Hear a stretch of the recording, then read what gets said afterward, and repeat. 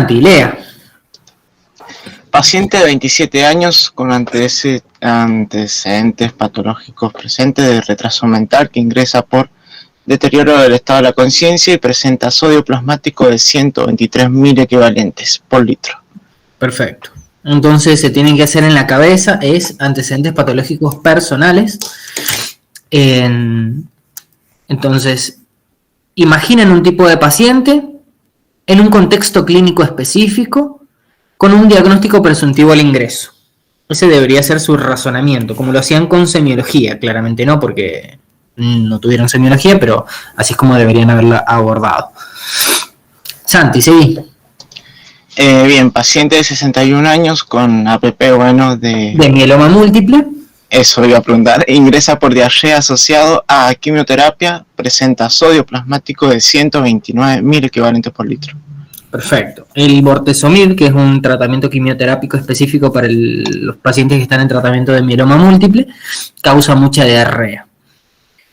Entonces, un paciente particular con antecedentes específicos, un contexto clínico que le lleva a la consulta y un diagnóstico presuntivo al ingreso. Santi.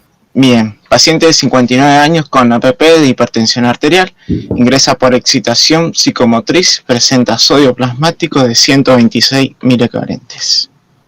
Excelente. Contexto clínico, un tipo de paciente, un tipo de paciente, un contexto clínico, un diagnóstico presuntivo al ingreso. Bueno, paciente de 70 años con APP de tabaquismo severo que ingresa por fiebre, tos y dolor torácico. Presenta sodio plasmático de 131 equivalentes. Perfecto. Esa. Al final, sin querer.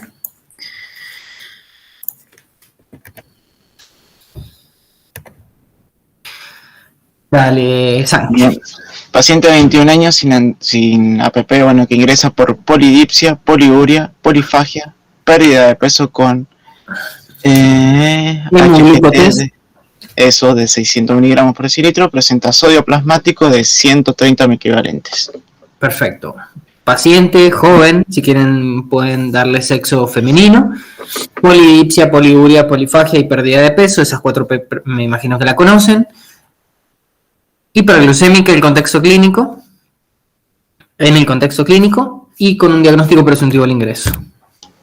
Paciente de 49 años con APP de enolismo severo, cerveza más de 10 litros diarios, ingresa por desorientación temporoespacial, presenta sodio plasmático de 127.000 equivalentes por litro. Paciente de 63 años con APP de mieloma múltiple, sí.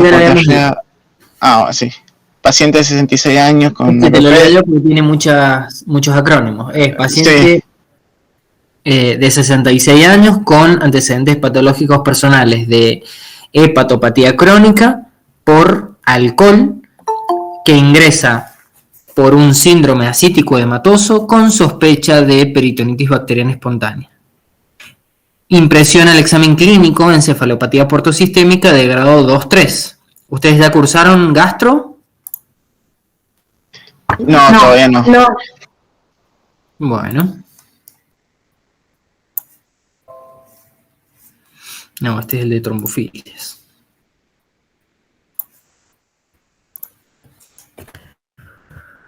Bueno, entonces un tipo de paciente particular con diagnósticos presuntivos al ingreso en un estado clínico particular con un sodio plasmático específico.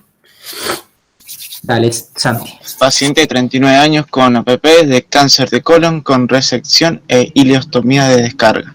Ingresa por deshidratación por aumento de débito y presenta sodio plasmático de 149.000 equivalentes por litro.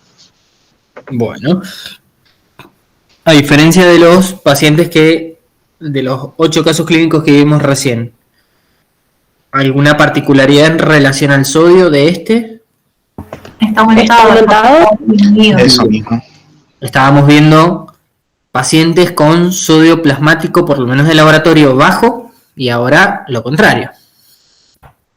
Paciente de 37 años con APP de anorexia nerviosa, ingresa por orden judicial y presenta sodio plasmático de 151.000 equivalentes por litro. Excelente. paciente de 55 años con APP de tumor cerebral, ingresa por excitación psicomotriz y presenta sodio plasmático de 156 miliquivalentes. Bien. Y paciente de 74 años con APP de ácido isquémico secuelado y presenta sodio plasmático de 161 miliquivalentes por litro. Bien. Entiende que todo se basa en un tipo de paciente con antecedentes patológicos de base que lo pueden predisponer al desarrollo de una enfermedad, que alteran su homeostasis y presentan manifestaciones clínicas de enfermedad, más un diagnóstico presuntivo al ingreso asociado a alguna alteración hidroelectrolítica. Así es como van a presentarse los pacientes que tengan trastornos del sodio y que a ustedes los va a tener que hacer recapitular sus conocimientos en relación a este tema y cómo es que se aborda en cada uno de estos pacientes. ¿Qué es lo que saben entonces de los trastornos hidroelectrolíticos? Ustedes saben que los solutos son los compuestos orgánicos de bajo peso molecular que mantienen el equilibrio sin interferir en el metabolismo celular y que tienen dos tipos de solutos, los que son efectivos y los no efectivos. Los efectivos van de la mano del intercambio intracelular mediado por energía y los no efectivos son solutos o que son compuestos orgánicos de bajo peso molecular, que pueden transferirse libremente en el pasaje de la membrana plasmática celular sin alterar el intercambio energético, o sea, se difunden libremente por membrana, y por difundirse libremente por membrana no alteran de forma efectiva la osmolaridad o el equilibrio osmótico de la célula.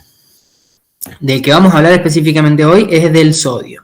Sodio que ustedes conocen que las concentraciones séricas normales son de 135 a 145. Pero antes de hablar del sodio, ustedes tienen que entender que el sodio siempre va asociado o se lo asocia frecuentemente al agua. El contenido de agua corporal total y la distribución que hay en el cuerpo es del 100% del peso del cuerpo, el 60% corresponde a agua. Eso varía según el sexo y según la edad, como habíamos hablado ayer de la creatinina, siendo que las mujeres tienen mayor predisposición a tener menos agua corporal total y los ancianos menos que las mujeres y hombres de su mismo, de una edad mucho más baja. Entonces, las mujeres tienen menos agua corporal total que los hombres y los ancianos tienen menos agua corporal total que la gente joven. Del 100% del agua, 2/3 van a ir al espacio intracelular, o sea, van a conformar el agua que se encuentra dentro de cada célula del organismo. Del tercio que sobra, van a tener que diferenciar lo que está entre las células y lo que está adentro del vaso sanguíneo. Y fíjense que del 60% del agua corporal total hay un 33% que corresponde a el líquido extracelular y a su vez del líquido extracelular solo el 20% es el intravascular. Por lo que cuando ustedes hablan de la volemia, hablan del 20% del tercio del agua corporal total. Es bastante poco lo que hay adentro de los vasos sanguíneos en relación con lo mucho que hay en el resto del cuerpo y sobre todo dentro de las células. Por lo que en la regulación del agua van a tener que tener algunos conceptos claros. La natremia va a depender del agua en muchos aspectos, en el sentido de que un exceso de agua va a tener la capacidad de diluir el sodio, los solutos, por lo que los excesos de agua generan frecuentemente hiponatremia, mientras que el déficit de agua, o sea, vaciar el agua corporal total del contenido, va a aumentar la concentración medida por aumentar la osmolaridad, por lo que el déficit de agua se interpreta o genera a nivel del laboratorio hipernatremia. También tienen que entender que la presión arterial depende del sodio, pero no es que dependa del sodio solo, sino de su capacidad de arrastrar o absorber agua. Y no es específicamente el sodio, sino el cloruro de sodio. Por lo que, si ustedes aumentan la ingesta de cloruro de sodio, van a aumentar la ingesta de agua, lo que va a llevar a hipertensión arterial. Pero si ustedes aumentan las pérdidas de cloruro de sodio, lo que van a generar es hipotensión arterial. Y si se fijan, acá hablamos solo de exceso de agua, que genera alteraciones en el sodio, y acá hablamos de alteraciones en la reabsorción de osmoles de cloruro de sodio, que repercuten en específicamente la tensión arterial. Por lo que las alteraciones en la tonicidad plasmática no tienen relación directa con las alteraciones en el volumen circulatorio. No piensen que si están altos en agua van a estar hipertensos. Lo que van a estar es probablemente más diluidos. Si están bajos en agua, no necesariamente van a estar hipotensos, si van a estar más concentrados. Vamos a la inversa, que tengan mucho cloruro de sodio plasmático o corporal total, no va a inducir que estén hipernatrémicos, sino lo más probable es que estén hipertensos. Y si pierden mucho cloruro de sodio, no necesariamente van a estar hiponatrémicos, van a estar más hipotensos. ¿Entienden la diferencia entre tonicidad plasmática y volumen circulatorio? Si no lo entienden, vamos a las regulaciones hormonales. Si ustedes se acuerdan, la hormona antidiurética era la hormona que utilizaban para regular la osmolaridad plasmática.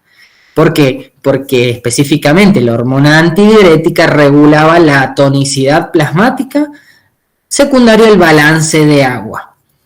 A medida de que iba aumentando la tonicidad plasmática, ¿se acuerdan cómo?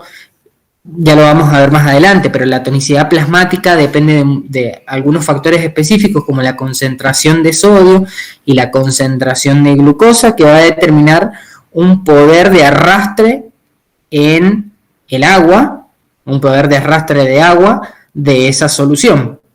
La tonicidad plasmática varía y va entre los 275 y los 295, dependiendo de la literatura. Si aumenta la tonicidad plasmática, aumenta la secreción de hormona antidiurética. Vayamos a situaciones específicas. Empiezan a comer papas fritas. Ese experimento lo hicieron cuando estaban en segundo en fisiología. Empiezan a comer papas fritas, comen mucha cantidad de papas fritas, lo que va a hacer que aumente su reabsorción libre de cloro y de sodio. Eso se va a censar a nivel cerebral como un aumento en la tonicidad plasmática por aumento en la reabsorción de cloruro de sodio. Aumenta la tonicidad plasmática y cuando aumenta la tonicidad plasmática se libera la hormona antidiurética. Con la liberación de la hormona antidiurética se desencadena la reabsorción a nivel tubular de agua libre para diluir nuevamente el plasma. Cuando se excede de forma brusca la osmolaridad plasmática, la sed nos va a proteger de la hipernatremia, porque no le vamos a dejar todo el peso al riñón para que solo reabsorba agua libre, sino también nos vamos a hacer cargo nosotros ingiriendo agua libre. Si ustedes suprimen a la hormona antidiurética, lo que va a hacer es, cuando empieza a disminuir, vuelve a aumentar la tonicidad plasmática. ¿Y por qué decimos que no tiene relación directa con la tensión arterial o el volumen circulatorio? Porque si ustedes, esto es un experimento animal en donde se les daba una dieta rica en cloruro de sodio a los animales y se les hacía dosajes tanto de renina plasmática como de péptido natriurético auricular.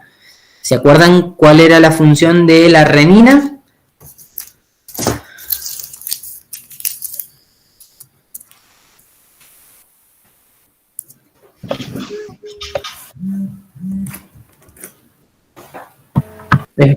Es bastante tonto, es bastante fácil.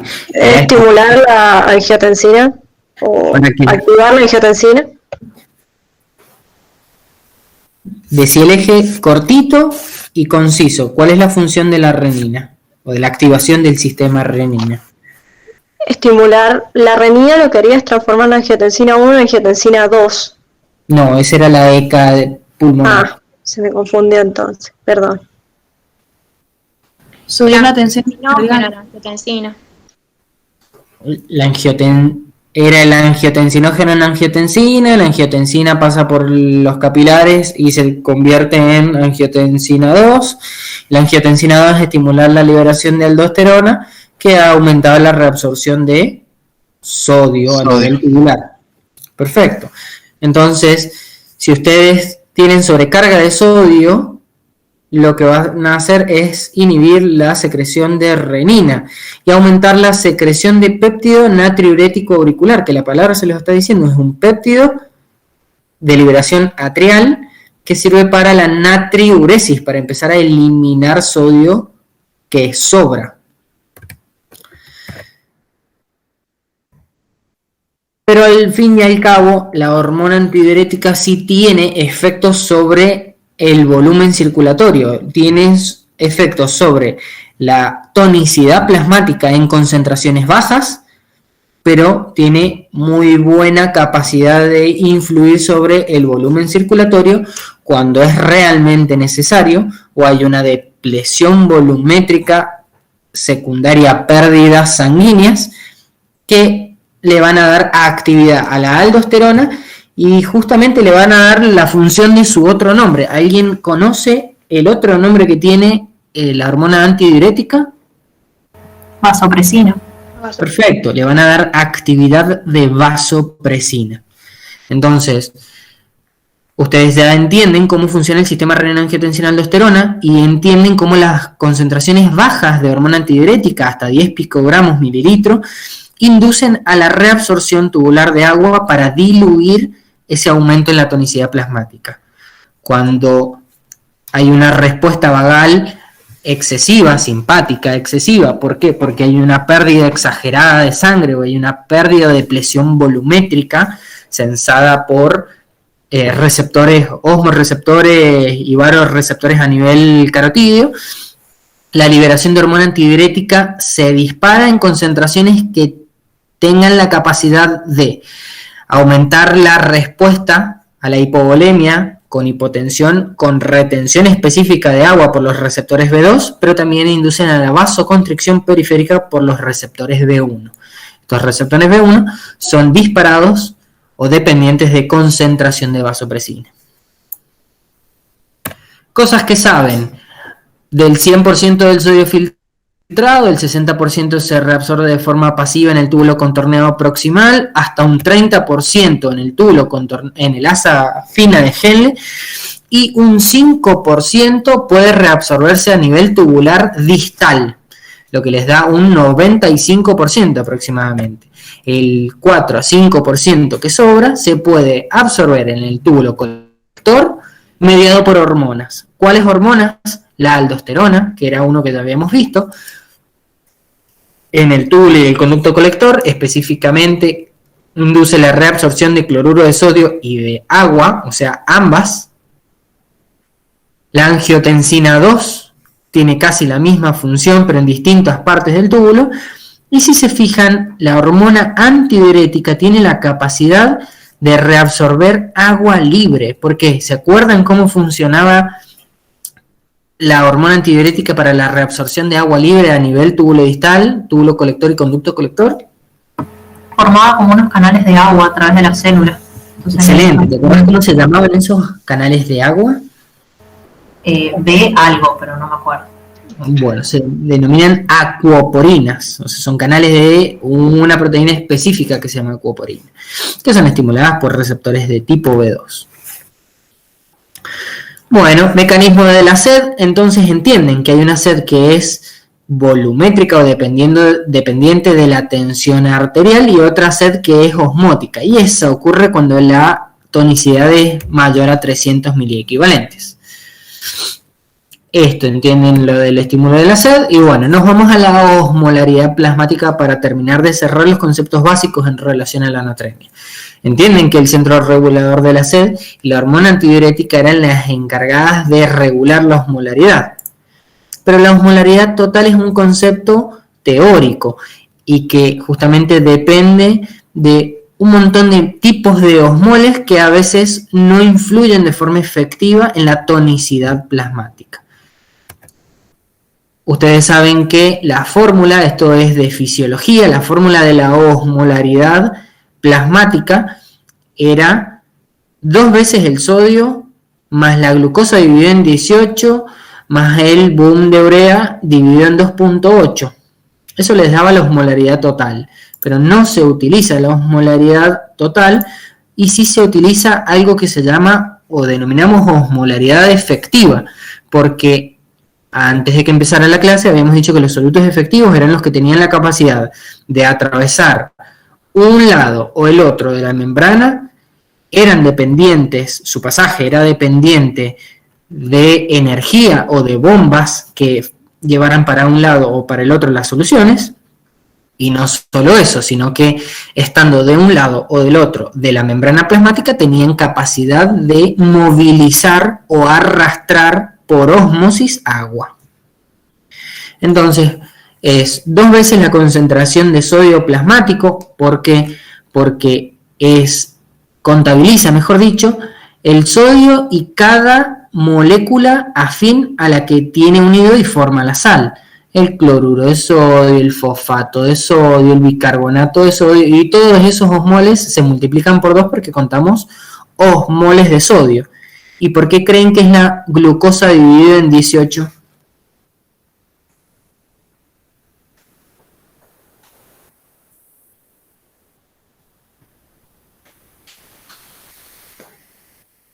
En la lona. ¿No era por el peso molecular? No es específicamente por el peso molecular, sino por su peso en moles. Si ustedes recuerdan, una molécula de glucosa contiene una cantidad específica de carbonos, de oxígenos y de protones. Esa cantidad de carbonos, oxígenos y protones da una suma que determina que 1 gramo de glucosa es igual a 180 moles. Si ustedes equiparan y pasan de miliosmoles kilogramos decilitro de glucosa en la regla o la conversión, en vez de quedarle 180 gramos es igual a 1 mol, en miliosmoles, miligramos decilitro, lo van a tener que dividir a las moléculas de glucosa en 18 para que les dé la osmolaridad específica que tienen. Ahora que ya saben cómo sacar la osmolaridad plasmática, ya saben cómo funcionan las hormonas, nos vamos a justamente los trastornos hidroelectrolíticos asociados. Hiponatremia se define como sodio plasmática o menor a 135 y su fisiopatología, que es o por exceso de retención de agua o por pérdidas mayores de sodio que de agua. Entonces, si ganan mucha agua o pierden tanta agua como sodio, es probable que el paciente presente hiponatremia, o sea, sodio plasmático menor a 135. Es el trastorno más común del líquido corporal y del equilibrio electrolítico en la práctica clínica. Puede estar presente hasta en el 30% de los internados y tiene distintas manifestaciones clínicas. Se asocia con mayor mortalidad, morbilidad y duración de la estancia hospitalaria. Es muy parecido a la hipernatremia, ya lo vamos a ver, pero siempre que encuentran un trastorno hidroelectrolítico del sodio asociado a un paciente, si comparan mortalidad, siempre les va peor a los que presentan desde el ingreso trastornos hidroelectrolíticos. Y entre el 40 y el 75% de las veces se determina o se debe a formas iatrogénicas secundarias al tratamiento que van a instaurar en estos pacientes. ¿Cómo la van a clasificar según el tiempo de evolución? En agudas y crónicas. Agudas, si documentan que se ha desarrollado en menos de 48 horas, o crónicas, si ustedes documentan que se desarrolló en más de 48 horas o que incluso no la pueden clasificar. Si no hay ningún dosaje de sodio previo a un sodio normal, o sea, si ustedes conocen al paciente con un sodio plasmático por debajo de 135, que tienen que asumir por la dificultad en la valoración clínica que ese tipo de hiponatremia es crónica directamente. ¿Y cómo les sirve o para qué les sirve a ustedes entender la osmolaridad plasmática y cómo se relaciona con la natremia a nivel corporal total? ¿Qué pasa si ustedes bajan la natremia o bajan la cantidad de sodio plasmático que hay en una solución? ¿Cómo va a ser la osmolaridad de esa solución? Baja, perfecto. Si ustedes bajan la cantidad de sodio de esa solución, ustedes ya saben que más allá de la pared, o sea, más allá de la membrana plasmática que separa a las distintas soluciones, tienen agua que se equipara y que fluye a través de las membranas para equiparar osmolaridades. Si ustedes tienen una célula muy cargada y un medio hipotónico, ¿para dónde va a ir el agua? Para la célula. ¿Hacia dentro de la célula? Bien, ¿y por qué? Porque El agua tiene se más va conducto. en iones. Perfecto, la idea es diluir el contenido para que la tonicidad sea en los dos compartimentos iguales. Si ustedes inflan una célula de agua, no sé, en la sangre probablemente no pase mucho hasta el límite de la flexibilidad de la célula. Si ustedes lo hacen en una célula muscular, probablemente no pase nada. Si lo hacen en una célula del interior del abdomen, probablemente no pase nada.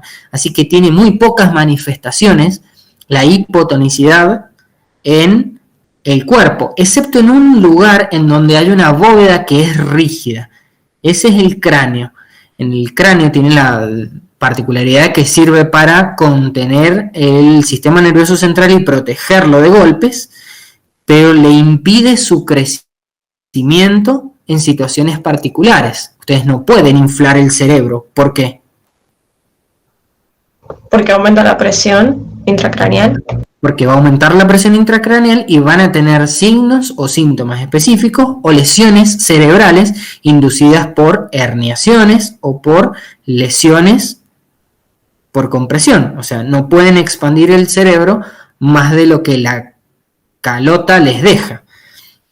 Entonces, la primera manifestación o el primer lugar en donde van a tener problemas si tienen un medio hipotónico es el cerebro, porque es el primero que por dosar baja osmolaridad empieza a inflar sus células. El edema cerebral, ¿qué va a producir?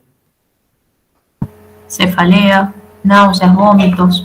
Perfecto, todos síntomas asociados a hiperestimulación neuronal. Pueden ir por un montón de lugares. Tienen la particularidad de que el sistema nervioso central dice, así, con que está hipotónico el medio, bueno, vamos a hacer lo siguiente, voy a empezar a sacar solutos de las células para equiparar osmolaridades, porque claramente las células tienen un montón de bombas que les dan la particularidad de regular homeostasis química de nuevo y volver a la normalidad. Entonces empieza a perder sodio de la célula, potasio, cloro, lo que sea necesario como para volver a deshincharse, lo que en 48 horas o más genera una adaptación del sistema nervioso central desedematizándose. El problema es el siguiente: si ustedes corrigen de forma acelerada una hiponatremia o un trastorno de baja osmolaridad y tonicidad, El sistema nervioso central ya se había adaptado, se adaptó de forma lenta. Y cuando ustedes vuelven a equiparar osmolaridades y tonicidades, pueden lesionarlo. Por lo que, ya van a ver en otro momento, la terapéutica asociada a la hiponatremia, nunca es recomendable corregirlo de forma brusca. Y por eso mismo, o esa es la explicación de por qué se prefiere tomar a las hiponatremias como si fuesen crónicas. Porque las agudas se corrigen de forma aguda y las crónicas se corrigen de forma crónica. No lo hacen rápido a la corrección de la hiponatremia. Por eso mismo no tienen que corregir rápido hiponatremias o hipotonicidades si no conocen el tiempo de evolución. Otro tipo de clasificación es decir si tienen síntomas y si estos síntomas son moderados o graves. Y si se fijan, es independiente del grado de hiponatremia, por lo que la clasificación del libro de que es leve cuando va de 135 a 130, es moderada cuando va de 130 a 120, o es severa cuando está por debajo de 120, o la que sea que aparezca en el libro, no tiene significancia clínica, porque puede haber hiponatremias asintomáticas, moderadamente sintomáticas o gravemente sintomáticas gracias al tiempo de evolución, pero siempre en relación a las manifestaciones clínicas, no al grado de hiponatremia. Sí tiene correlación directa que mientras más hiponatremia es más probable que presente síntomas neurológicos, pero nunca es una ecuación sine qua non, o sea, no necesariamente por tener hiponatremia menores a 120 van a tener síntomas neurológicos. Entonces van a clasificar a leves o asintomáticas. Cuando tienen síntomas vagos como la cefalea, el déficit de atención, alteraciones en la memoria o la marcha, o incluso los pacientes se vuelven lentos. Moderada cuando empieza a presentar síntomas de hipertensión endocraniana, como son las náuseas y los vómitos, la desorientación o somnolencia, o incluso llega a presentar confusión.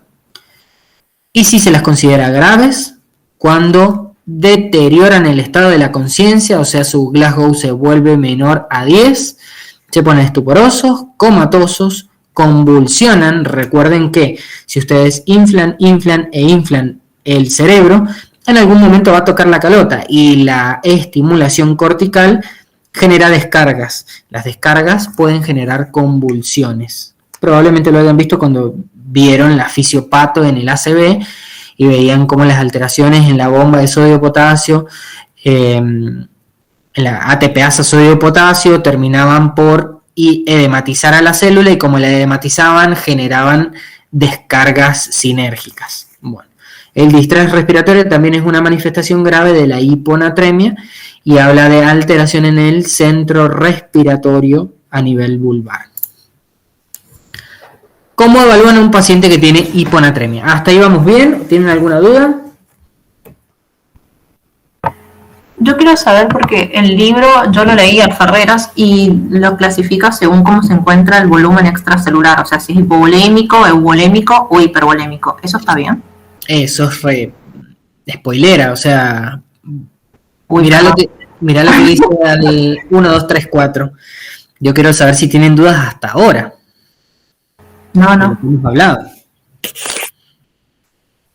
Bueno, de la mano de Priscila ya se comieron el 50% de la película y tienen que entender que la evaluación de un paciente con hiponatremia no solo va de la mano de que venga un laboratorio alterado con un sodio menor a 135.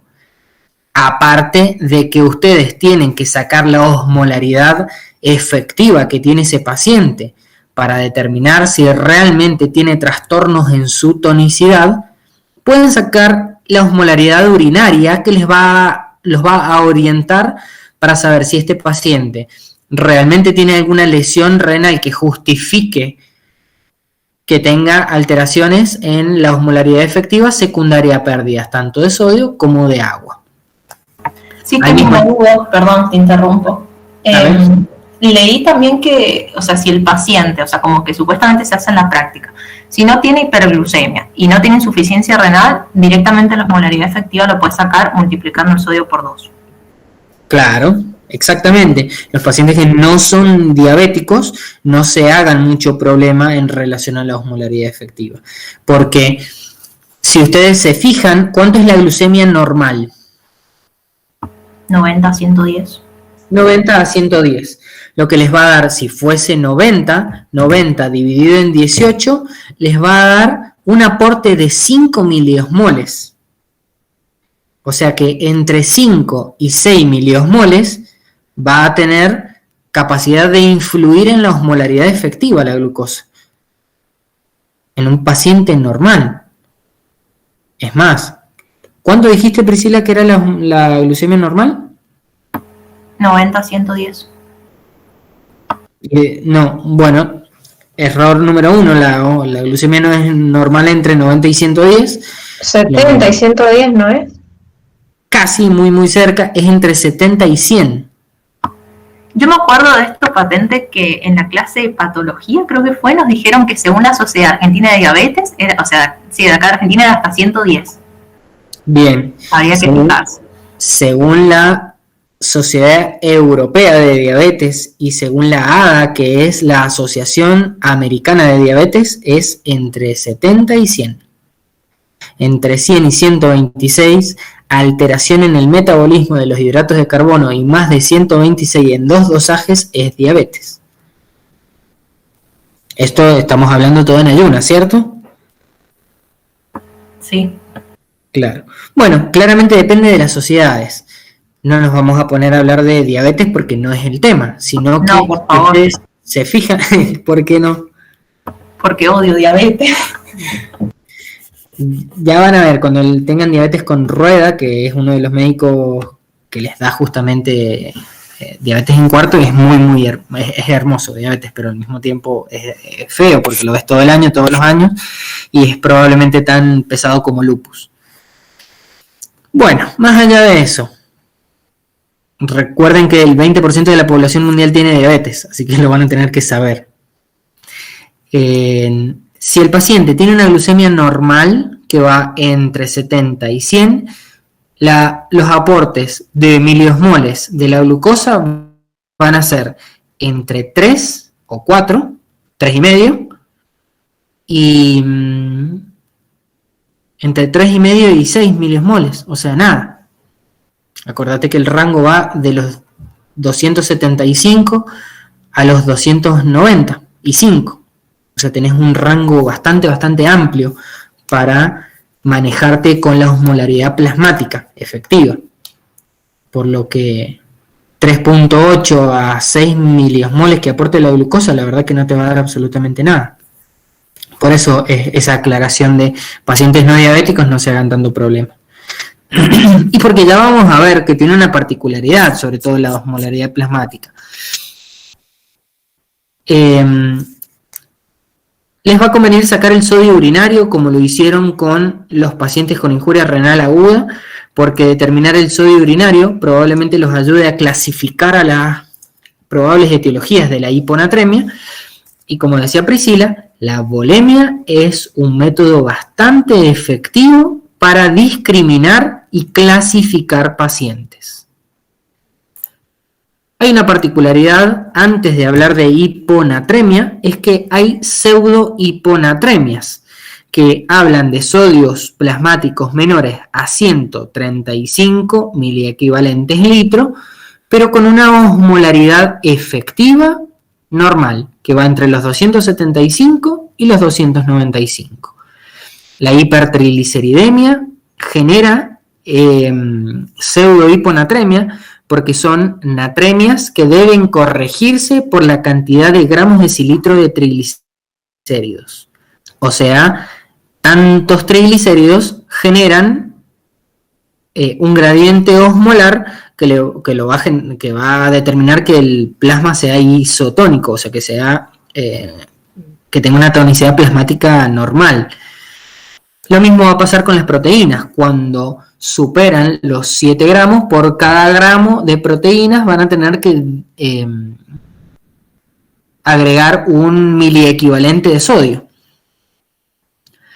Algo muy parecido pasa con la hiperglucemia. Como habíamos dicho, que era una molécula que tenía tanto carbono como hidrógeno como oxígeno, tiene capacidad osmótica un mol de glucosa.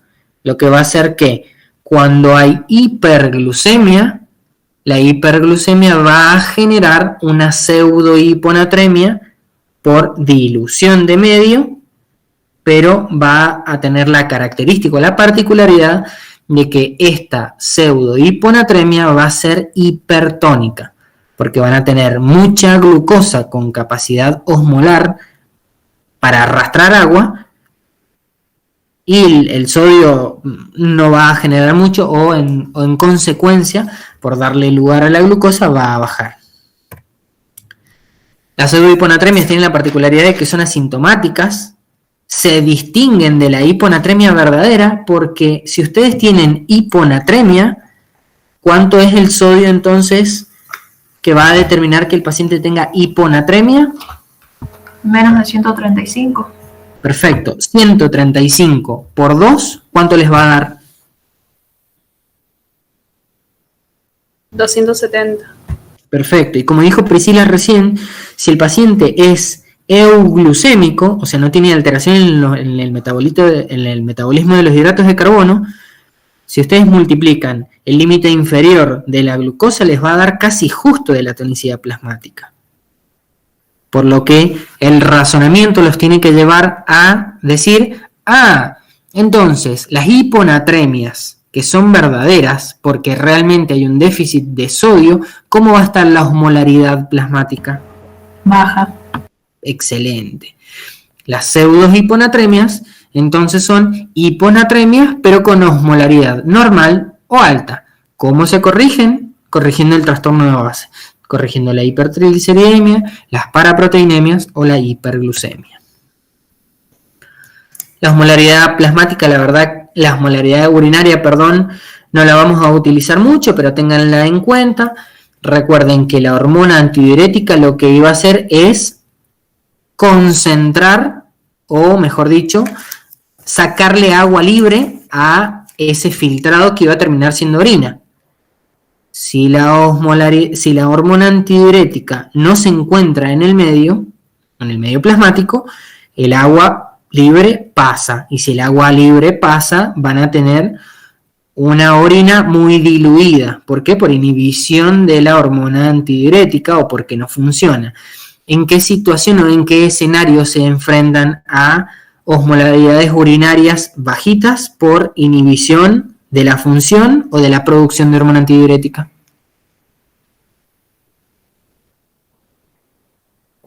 ¿Podés repetir la pregunta, por favor? ¿En qué situaciones ustedes van a tener aumento del ritmo diurético secundario a que no hay hormona antidiurética o no funciona su actividad? En la diabetes insípida. Excelente. Ahí van a encontrar osmolaridades urinarias muy bajitas. Si la indemnidad de la hormona antidiurética, en realidad, si hay indemnidad del eje de la hormona antidiurética, la osmolaridad urinaria va a ser alta, siempre mayor a 100. El sodio urinario lo hablamos ayer. Sodios urinarios bajos hablan de un eje o un sistema renina-angiotensina-aldosterona indemne con un túbulo renal indemne que tiene la capacidad de reabsorber el sodio y reabsorber el agua. ¿Cómo va a ser en consecuencia el sodio urinario? Bajito. Vamos a hablar de situaciones de volumen circulante efectivo bajo que van a determinar justamente actividad del sistema renina-angiotensina-aldosterona. Hay situaciones particulares que no necesariamente cursan con volumen, o sea, que cursan con volumen efectivo bajo y con sodio urinario alto, y estos son el uso de diuréticos, la insuficiencia suprarrenal o la enfermedad perdedora de sangre. Y el sodio urinario alto quiere decir que tienen o lesión tubular que hace que no se reabsorba bien el sodio, o tienen estimulación persistente de la reabsorción de agua, lo que es bastante común en el síndrome de secreción inadecuada de hormona antidiurética. Ya saben sacar la osmolaridad sérica o plasmática efectiva. ¿Cómo la sacan entonces? El sodio por 2 si el paciente está euglucémico. Si tienen hiponatremia con osmolaridad alta, tienen que pensar en que está hipertónica y van a buscar hiperglucemia, manitol o enfermedad renal crónica. Si tienen hiponatremia con osmolaridad normal, o las pseudohiponatremias que conocen, van a buscar hiperlipemia o hiperproteinemia. Pero ¿y si tiene hiponatremia con osmolaridad baja? ¿Cómo van a denominarla? Hiponatremia verdadera. Excelente, hiponatremias verdaderas. Y los haría pasar al paso número 2, que es la valoración del líquido extracelular.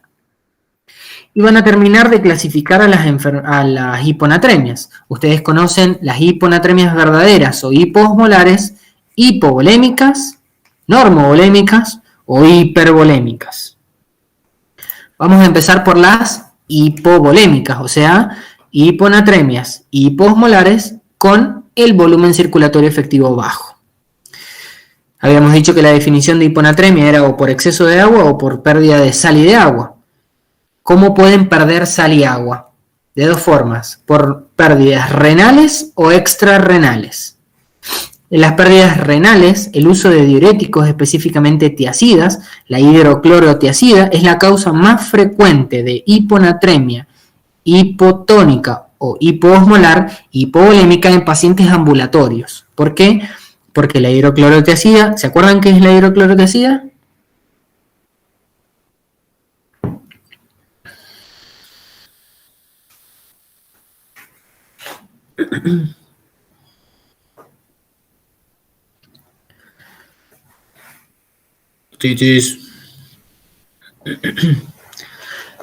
La hidroclorotiacida era una tiacida, justamente un diurético que se utilizaba en hipertensión arterial.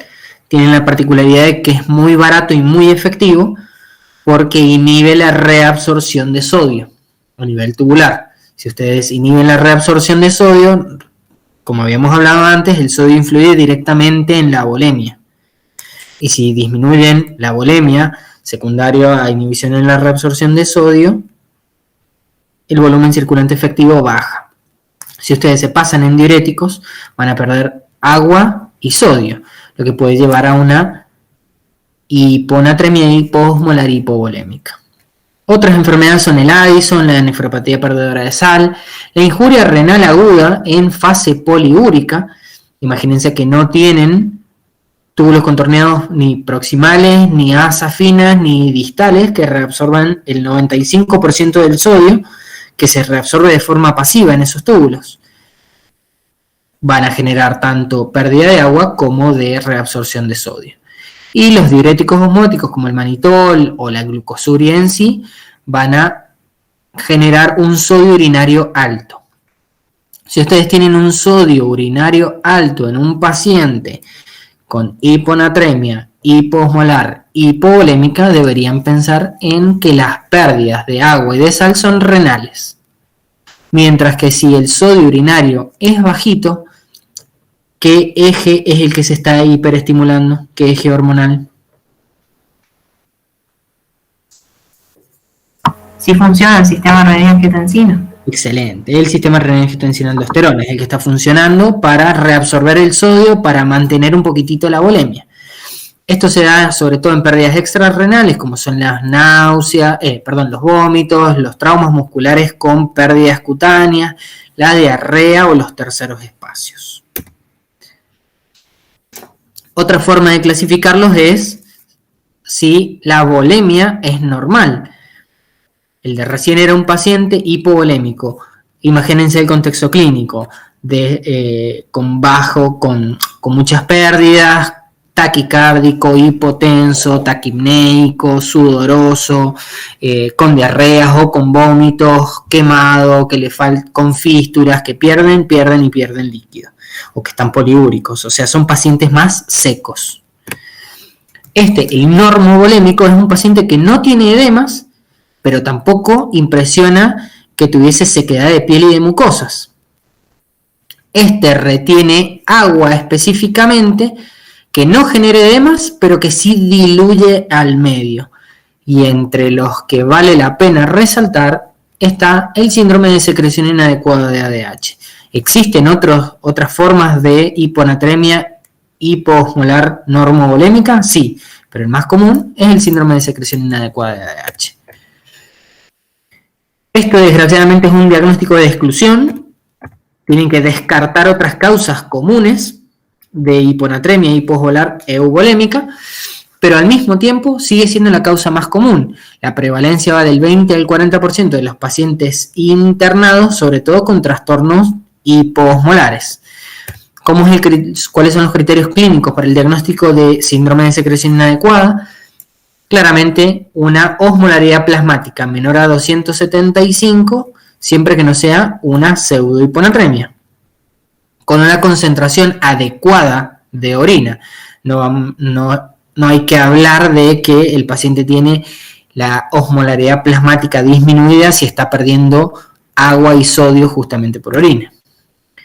Tiene que ser euvolémica clínicamente, o sea, no tiene que tener edemas, ascitis, que eso determinaría que sea hipervolémica, pero tampoco tiene que tener signos de hipovolemia, como el ortostatismo, la taquicardia, las mucosas secas o la hipotensión arterial. La elevación del sodio urinario en condiciones de un aporte normal o de ingesta normal y la ausencia de otras causas de hiponatremia hipoosmolar euvolémica, como lo dijimos recién, insuficiencia adrenal, hipotiroidismo o polidipsias primarias. Como ustedes saben, la hormona antidiurética es una hormona que se secreta ante situaciones de estrés por la localización cerebral que tiene, que es específicamente en donde tiene sus núcleos las neuronas que secretan o que crean hormona antidiurética. Supraventriculares. Supraventriculares. Supraóptico. Bien, no, pero esos son los nombres de los núcleos. La neurohipófisis. O sea, se libera. La neurohipófisis se libera. Pero son núcleos ¿de dónde? El hipotálamo. Perfecto, hipotalámicos. El hipotálamo, si ustedes se acuerdan de fisio, tenía muchas relaciones, tenía muchas terminales nerviosas que iban de la mano de un sistema límbico, y no solo de un sistema límbico, sino un sistema de aferencias que iban de la mano de otros mecanismos fisiológicos. Entre ellos estaba el estrés. Estrés desencadena la secreción de hormona antidiurética, como lo puede desencadenar la hipertonicidad plasmática, como lo puede desencadenar aferencias simpáticas a nivel de los globos carotídeos. Entonces, situaciones que generan estrés generan o desencadenan la secreción de hormona antidiurética. El estrés no es psíquico, sino puede ser organodependiente, y las lesiones de cada uno de los sistemas que conocen pueden inducir a la secreción de hormona antidiurética de forma inadecuada. Las más comunes o las primeras veces que se describen pacientes con secreción inadecuada de hormona antidiurética, depende de la literatura, de donde lo lean, es en pacientes con tuberculosis. Se describirán situaciones particulares de pacientes con lesiones pulmonares extensas por tuberculosis que se presentaban con hiponatremia. Hiponatremia que era un síndrome de secreción inadecuada de hormona antidiurética secundario a lesión pulmonar. Hay otras escuelas que dicen que la primera vez que se describe una hiponatremia es cuando por primera vez se empiezan a describir los laboratorios asociados de las neumonías de la comunidad, en donde una lesión aguda pulmonar desencadenaba la secreción inadecuada de hormona antidiurética. Y en consecuencia, la hiponatremia por dilución o por reabsorción de agua a nivel túbulo contorneado. Hay otros tipos de lesiones, pueden ser pulmonares mediastinales o extrapulmonares, que generan secreción inadecuada. Las más comunes de las pulmonares son las infecciosas, y hay algunos otros trastornos mecánicos o ventilatorios que también lo pueden generar. Trastornos del sistema nervioso central son bastante característicos y bastante comunes que generen secreción inadecuada de hormona antidiurética, justamente por lo que hablábamos de las aferencias nerviosas que tiene el hipotálamo.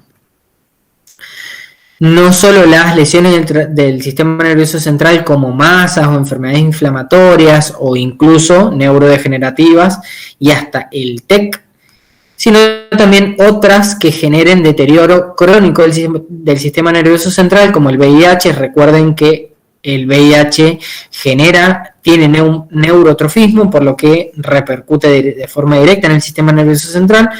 El ejercicio intenso y prolongado, sobre todo que genere estrés, la atrofia senil, cortical, o el dolor crónico genera hiponatremia por estrés.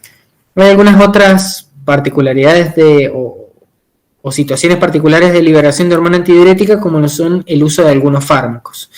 Entre ellos la carbamazepina es uno de los más comunes que produzca hiponatremia. Nos vamos a la última forma de clasificarlo. Ya vimos hipovolémicas, ya vimos normovolémicas, ahora vamos a las hipervolémicas. Hay dos estados de hipervolemia: las que tienen el sodio urinario bajo, porque tienen un sistema renina-angiotensina-aldosterona aumentado en función, y hay otro que los tiene inhibido, o que el sistema renina-angiotensina-aldosterona no tiene diana para su funcionamiento. Situaciones de hipervolemia son la insuficiencia cardíaca congestiva, en donde un bajo gasto cardíaco llega el sensado al riñón como baja volemia, y el riñón sin querer activa el sistema renina-angiotensina-aldosterona, que va a determinar el aumento en la reabsorción de sodio y de agua, y que va a generar edemas. Justamente es la fisiopatología de la insuficiencia cardíaca congestiva. Como tiene aumentado el sistema renina-angiotensina, determina la reabsorción de sodio y un sodio urinario bajo. La cirrosis, lo mismo, secuestro esplácnico, el secuestro esplácnico por vasodilatación secundario a hipertensión portal, va a generar un gasto efectivo o una hipovolemia relativa por secuestro a nivel cardíaco. A nivel cardíaco hay un bajo gasto, el bajo gasto se sensa en el riñón como hipovolemia. La hipovolemia, sistema renina-angiotensina-aldosterona y reabsorción de sodio y de agua, que genera más edemas. El síndrome nefrótico exactamente igual. Se pierden las proteínas. Como se pierden las proteínas, baja el volumen plasmático efectivo. El corazón sensa que hay tiene bajo gasto por bajo volumen efectivo. El riñón sensa hipovolemia, sistema renina-angiotensina-aldosterona. ¿Entienden por qué estos circuitos fisiopatológicos determinan aumento en la actividad del sistema renina-angiotensina-aldosterona? Sí. Y en consecuencia sodios urinarios bajos. Sistema renina-angiotensina-aldosterona que va a determinar reabsorción de sodio y de agua, sodio y de agua, sodio y de agua y edemas. En cambio, si ustedes tienen una injuria renal aguda o una enfermedad renal crónica con un clearance de menos de 10, lo que van a hacer es guardar el agua y aumentar la excreción de solutos, cada vez con un ritmo diurético más bajito, más bajo, que va a determinar que el paciente tenga hipervolemia, que diluya el medio y genere hiponatremia. Este es el algoritmo diagnóstico para la hipernatremia. Es bastante fácil y bastante lindo para entender. Ustedes tienen una natremia que va de la mano de un sodio plasmático menor a 135. Si ustedes tienen un sodio plasmático menor a 135, ¿qué es lo que tienen que hacer? Evaluar la volemia del paciente. No, evalúan la osmolaridad para determinar si realmente es una hiponatremia. Esto es el algoritmo siempre igual. El algoritmo va de la mano de sacan la osmolaridad plasmática efectiva, van haciendo dosaje tanto de osmolaridad urinaria como de sodio urinario para ver cómo lo van a clasificar, y después valoran al paciente y su volemia. Osmolaridad plasmática es realmente una hiponatremia o una hiponatremia verdadera. Si tiene osmolaridad plasmática normal, probablemente sea una pseudohiponatremia por hipertrigliceridemia o hiperproteinemia. Mientras que si la osmolaridad plasmática encima es alta, lo más probable es que sea una pseudohiponatremia por hiperglucemia. ¿Lo entendieron? ¿Cómo descartan la pseudohiponatremia? Sí. Se van al otro lado. Sí, es una hiponatremia euglucémica con osmolaridad plasmática bajita. O sea, una hiponatremia verdadera. Ahora sí, Priscila, te fijas si tiene edema o si está seco. Si está seco el paciente, nos vamos a fijar por dónde pierde y por dónde reabsorbe sodio. Si reabsorbe sodio de forma efectiva, o sea, indemnidad del sistema renina-angiotensina-aldosterona, el riñón trata de reabsorber todo el agua y sodio que puede, probablemente las pérdidas sean extrarrenales. Si no puede reabsorber nada y el sodio urinario es alto, quiere decir que probablemente lo pierda porque los diuréticos intervienen en el metabolismo adecuado de los túbulos contorneados, o tiene una lesión de los túbulos contorneados, o tiene algo que no deja a los túbulos reabsorber de forma efectiva el sodio y el agua, bla, bla, bla. ¿Entienden cómo valoran al hipovolémico? Hipovolémico es fácil, es un paciente taquicárdico, hipotenso, con signo del pliegue, lengua saburral, ojos deprimibles, axilas secas. Tienen muchos signos clínicos para determinar que está hipovolémico. Ahora se van a fijar, ¿por dónde está perdiendo esta persona? ¿Es renal o extrarrenal? Les va a ayudar bastante el ionograma urinario. Es euvolémico. El paciente no tiene edemas y no tiene signos clínicos de hipovolemia. Entonces, si tiene lesión pulmonar en primer grado, lesión cerebral en segundo grado, o toma fármacos inductores de estrés, o está sometido a alguna actividad estresógena, lo más común en pacientes internados es el síndrome de secreción inadecuada de hormona antidiurética. Van a tener que descartar que no sea una polidipsia, que no sea un Addison o que no sea un hipotiroidismo. El tercero y último es el paciente hipervolémico, el paciente edematizado. El edematizado va a tener sistema renina-angiotensina-aldosterona hiperestimulado o sistema renina-angiotensina-aldosterona sin actividad o sin diana para su actividad. El que tiene aumentado ese eje es los síndromes edematosos, como es la insuficiencia cardíaca congestiva, el acítico edematoso por cirrosis o el síndrome nefrótico. Si tiene un sodio urinario alto, probablemente sea una injuria renal aguda o enfermedad renal crónica. Lo mismo, hiponatremia, se fijan en la osmolaridad, alta hiperglucemia, normal pseudohiponatremia, baja, se fijan en la osmolaridad urinaria y en el LEC. Cuando se fijan en el LEC van a tener que valorar qué sodio urinario tiene. Lo mismo. ¿Dudas hasta acá? No. ¿Se entiende hiponatremia? Sí. ¿Es tan difícil como lo dice el libro? ¿O como...? Primero que nada, ¿les pareció difícil cuando lo leyeron?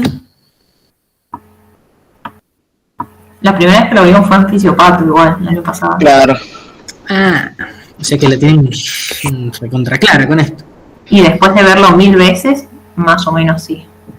Bueno, nos vamos al último trastorno hidroelectrolítico que es bastante fácil de entender, que es la hipernatremia. La hipernatremia es lo contrario a la hipo porque se debe a pérdidas de agua o a ingesta excesiva de solutos con agua, o sea, solutos de sodio específicamente con agua, y un sodio plasmático mayor a 145 milimoles o miliequivalentes por litro. Este es el trastorno hidroelectrolítico más raro. Tiene mucha mayor mortalidad e incluso se lo asocia a mortalidad independiente, o sea, es un factor independiente de mortalidad en algunos casos, y es bastante común que se deba a iatrogenia. Se documenta de la misma forma, si es agudo, o sea, es agudo cuando puedo documentar una anatremia normal y que en menos de 48 horas esté alta, y si no, va a ser crónica. Tiene manifestaciones, a diferencia de la hiponatremia, tanto neurológicas como extraneurológicas. Las neurológicas va de la mano de lo mismo, la deshidratación cerebral. Va a generar letargo y debilidad, confusión, alteración en el lenguaje e incluso crisis convulsivas y coma. Mientras que las no neurológicas van de la mano de la fisiopato. La fisiopato habíamos dicho que era sodio plasmático menor a 145 en el contexto de un déficit de agua corporal total. Entonces, si el paciente tiene déficit de agua corporal total, ¿cómo va a estar en relación a su volemia?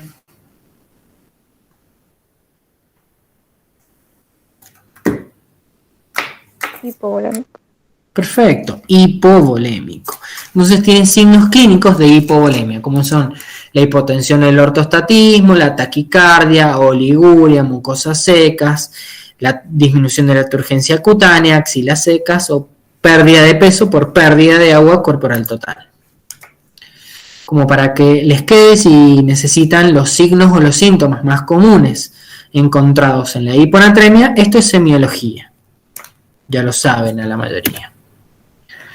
Se evalúa de la misma forma, pero acá tiene la particularidad de que no les va a servir el algoritmo de fijarse la osmolaridad sérica, después la urinaria, después el sodio urinario y después la volemia. Con algunos signitos va a ser más que suficiente. Uy, me parece que se me corrió la diapo.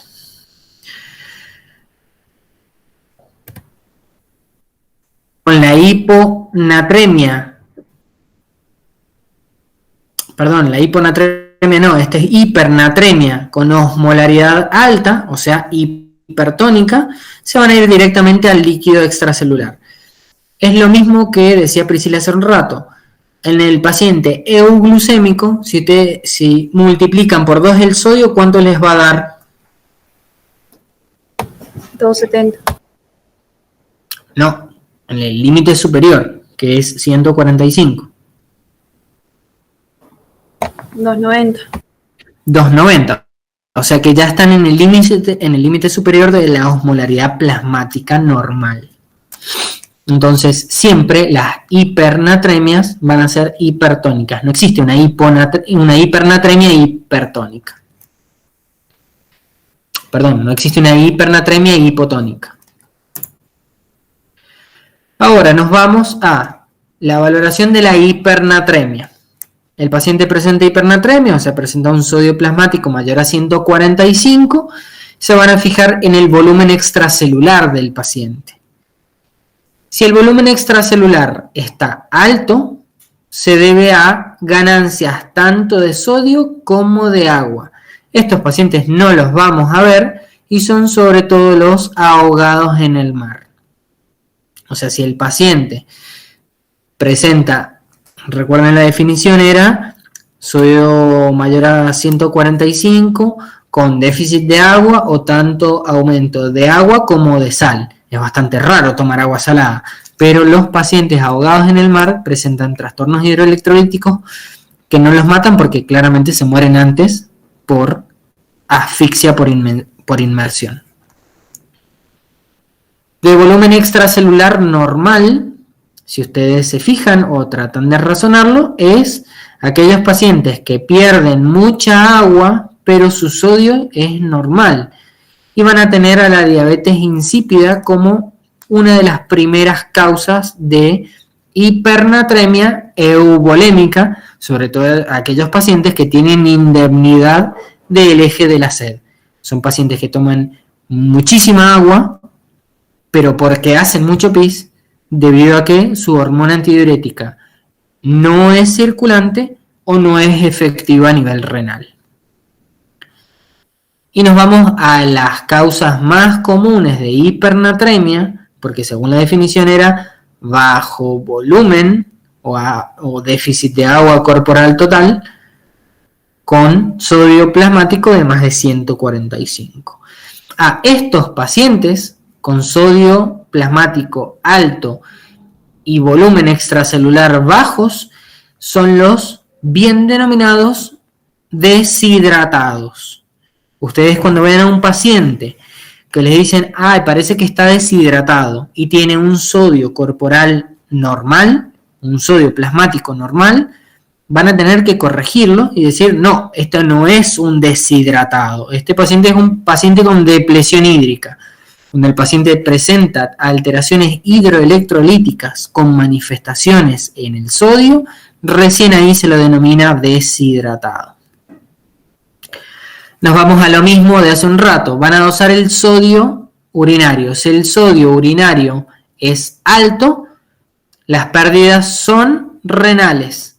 Si el sodio urinario es bajo, es porque tienen indemnidad del sistema renina-angiotensina-aldosterona y lo que tratan de hacer es reabsorber todo el agua que se puede, pero sin querer reabsorben sodio y agua. Estas son las pérdidas extrarrenales, que son las digestivas, los quemados o los diaforéticos. Hay algo que es raro de encontrar en libros, pero son aquellos pacientes que presentan hipodipsia primaria versus los abandonados. A estos pacientes no pueden tomar agua, ya sea hipodipsias primarias por lesiones en el sistema nervioso central que tienen lesión en el centro que regula la sed, o pacientes que están postrados y que no pueden adaptarse al medio y no pueden ingerir agua por sus propios medios. Estos pacientes se terminan secando y cuando se secan se deshidratan, o sea, presentan bajo volumen extracelular con hipernatremia. Claro, acá va este cuadro, se me ha corrido un poquito. Vamos de nuevo al razonamiento. Natremia de 145 o más y vamos a determinar, ¿este paciente estuvo ingiriendo sal con agua o se le estuvo administrando soluciones hipertónicas? Si la respuesta es sí, debo tratar de determinar qué tipo de hipernatremia por ganancia de sodio es, o sea, con líquido extracelular alto. Si es un ahogado en el mar, si es uno que se le hicieron baños hipertónicos, o un paciente que estuvo en diálisis y se le hizo baño hipertónico. Si tiene hipernatremia normovolémica o hipovolémica, eso lo va a determinar el estado de diuresis del paciente. Si el paciente hace pis, sería no oligúrico. Oliguria, ¿cómo la definían? Según lo que vimos ayer.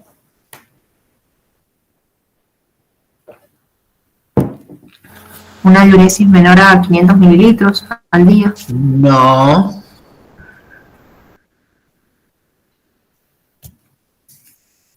Va de nuevo. ¿Qué fue lo último que me preguntaste ayer? No quiero volver a ese tema. Ya lo busco. Bueno, ayer me preguntaste, ¿hacía falta que me aprenda las definiciones de Akin o de Rifle? Y sí, porque justamente determinar el ritmo diurético para estadificar es lo que iba a determinar al paciente oligúrico con criterio de riesgo, injuria o fallo renal.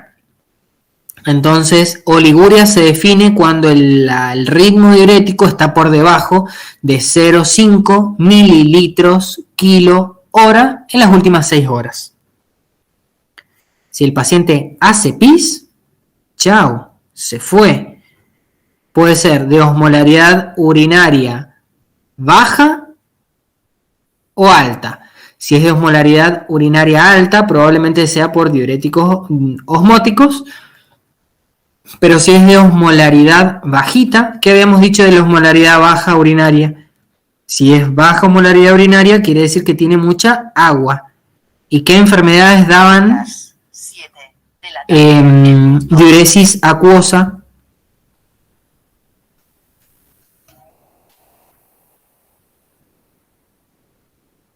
o diuresis muy con orina poco concentrada o muy diluida? La diabetes. Perfecto, la diabetes específicamente la insípida.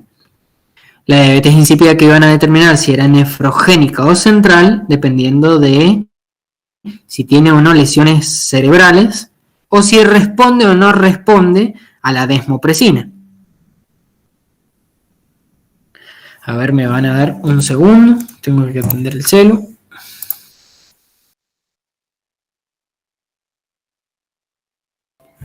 ¿Me escuchan? Sí, sí. Bueno, me acaba de pasar algo muy falopa, así que nada. Si el paciente no hace pis o tiene oliguria, que lo hemos definido como un ritmo diurético menor a 0,5 mililitros kilo-hora, en las últimas 6 horas, vamos a entender que las pérdidas son extrarrenales. Si las pérdidas son extrarrenales, se deben a otras causas de pérdida de agua que no sean justamente los riñones.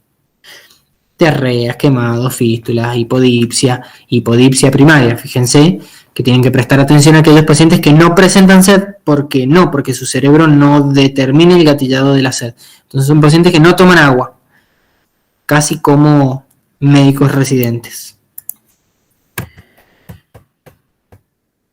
Nos vamos de nuevo a los casos clínicos para que vean qué fácil que es ahora razonar a cada uno de ellos y cómo categorizarlos dentro de los trastornos hidroelectrolíticos y darles un diagnóstico sindrómico.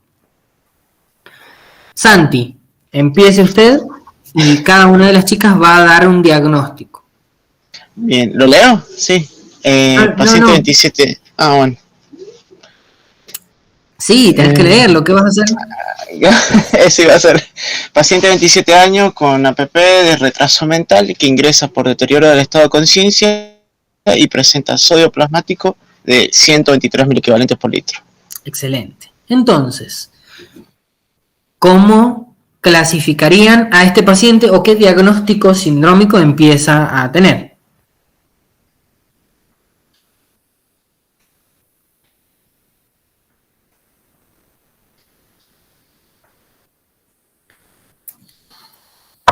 Y tendría hiponatremia, pero hay que ver si es verdadero. Bueno, claro. Tiene una hiponatremia. Es euglucémico.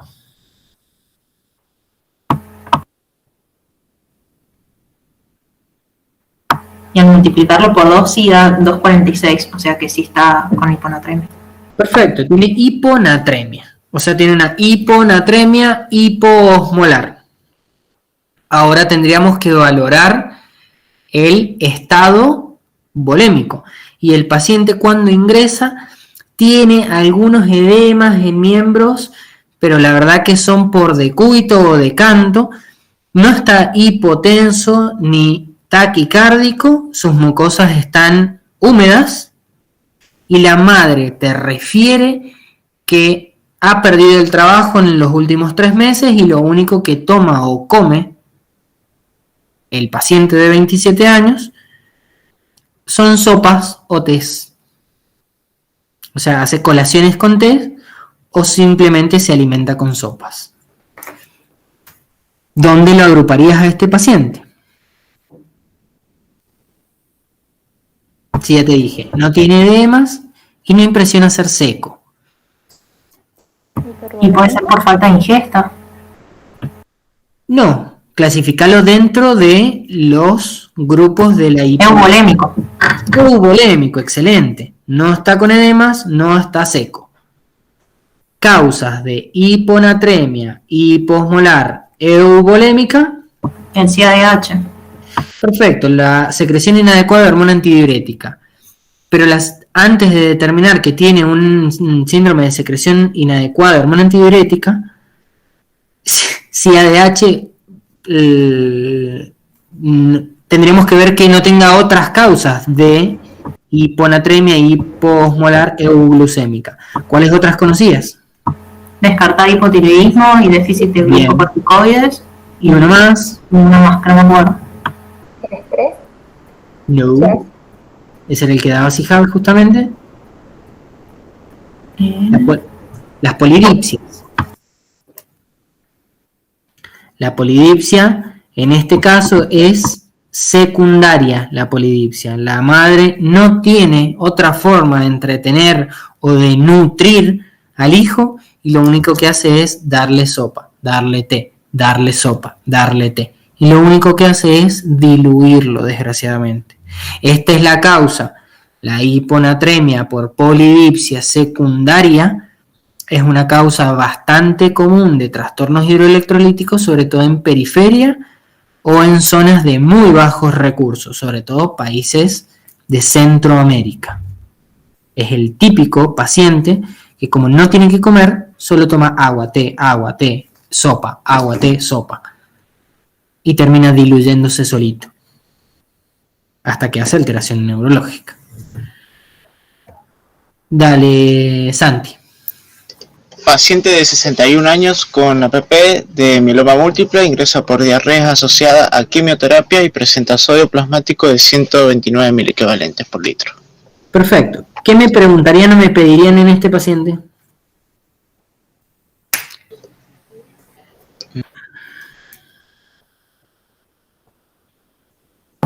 De nuevo, la glucemia. La glucemia es normal, perfecto. Y el cálculo me da 258, así que sería hiponatremia hiposmolar. Perfecto. Entonces habría que agruparla en dónde es que está perdiendo. Y está eubolémica. Habría que pedir la osmolaridad urinaria. La osmolaridad urinaria es mayor a 100. Entonces, ¿renal el problema? No, les están faltando cosas. ¿Qué tipo de enfermedad es el mieloma múltiple? ¿Ya han cursado hemato? No, todavía no. Bueno, no importa. ¿Qué tipo de enfermedad es mieloma múltiple? Porque sí han cursado patología especial y el módulo de hemato.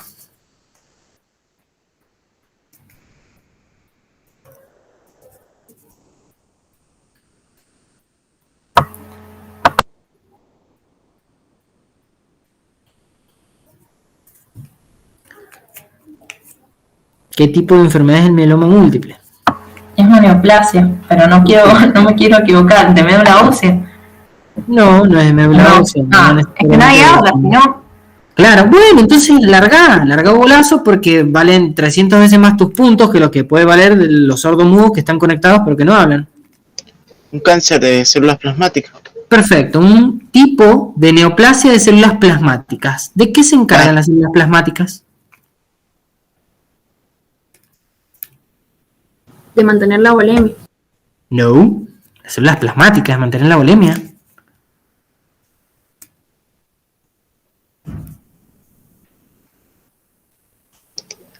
Son progenitoras de las células de la sangre. No, tampoco. No. Las células plasmáticas son linfocitos B activados. Es un tipo particular de linfocito. Pero ¿cuál es la función de la célula plasmática? Ya han cursado inmuno también, así que también deberían saber la función. ¿Qué produce el plasmocito? Anticuerpos. Perfecto, anticuerpos. ¿Y qué son los anticuerpos? Proteína. Proteínas, muy bien.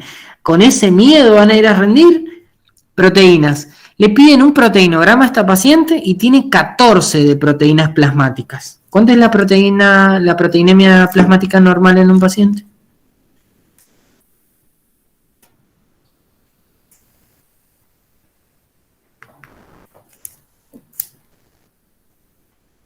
¿6 a 8? Perfecto. ¿Y este cuánto tiene? ¿100 no dijiste? No, va a tener 100 de proteína plasmática. 14 te dije. Alto. Bien, está alta. Entonces, ¿qué trastorno del sodio tiene? Una pseudohiponatremia. Tiene una pseudohiponatremia isoosmolar. Porque cuando ustedes corrigen por cada gramo de proteínas, un miliequivalente de sodio, se va a la normalidad el sodio plasmático. Tiene una pseudohiponatremia. ¿Tienen que tratar la hiponatremia?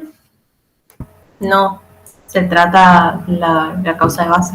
Perfecto. Tratan el mieloma múltiple. Justamente por eso está en quimio la señora. Van entendiendo cómo se desarrolla su pensamiento crítico, clínico, analítico. De a poquito, sí. Esto es bioquímica clínica.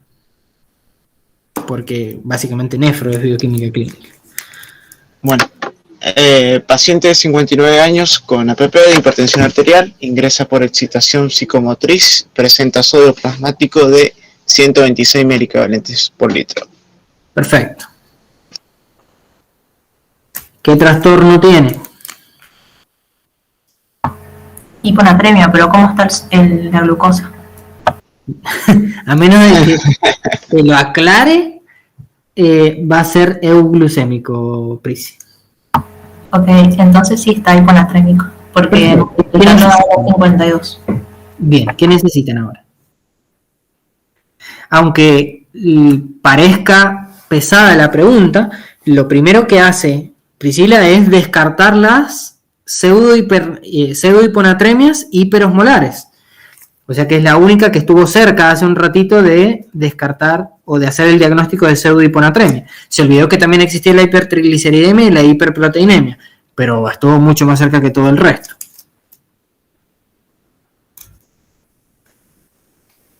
Bien, ¿qué me preguntarían?